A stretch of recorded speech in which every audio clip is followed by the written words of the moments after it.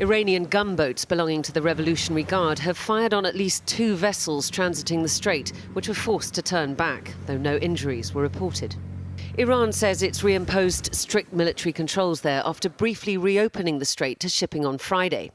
And it says that it will stay shut so long as the US maintains its naval blockade of Iranian ports. It also says that, contrary to Donald Trump's claims, it has no intention of handing over its stockpile of enriched uranium, and that further talks are not on the cards for now, which is not quite the message that we've heard from Donald Trump. We'll be talking about Iran later. We have very good conversations going on. It's working out very well. They got a little cute, as they have been doing for 47 years. Nobody ever took them on. We took them on. They have no Navy. They have no Air Force. They have no leaders, they have no nothing. Actually, their leaders it is regime change. You call that enforced regime change. But we're talking to them. They wanted to close up the strait again, as they've been doing for years. And they can't blackmail us.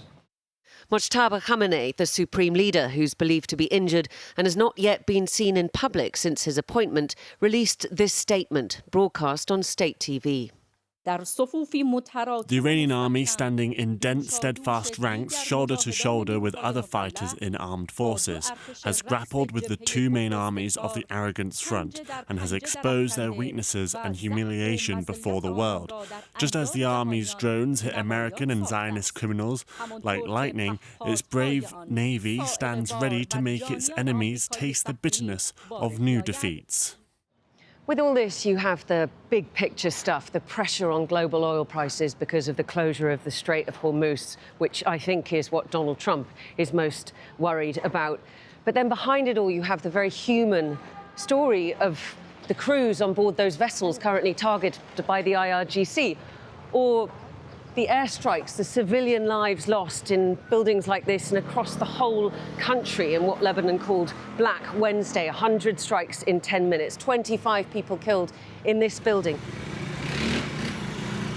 Thousands of people are travelling back to their homes in southern Lebanon. That's despite warnings of the fragility of the US-brokered ceasefire. A French soldier belonging to the peacekeeping mission UNIFIL has been killed and 3 others wounded in an ambush the UN and French officials believe was carried out by Hezbollah. Hezbollah has denied any involvement.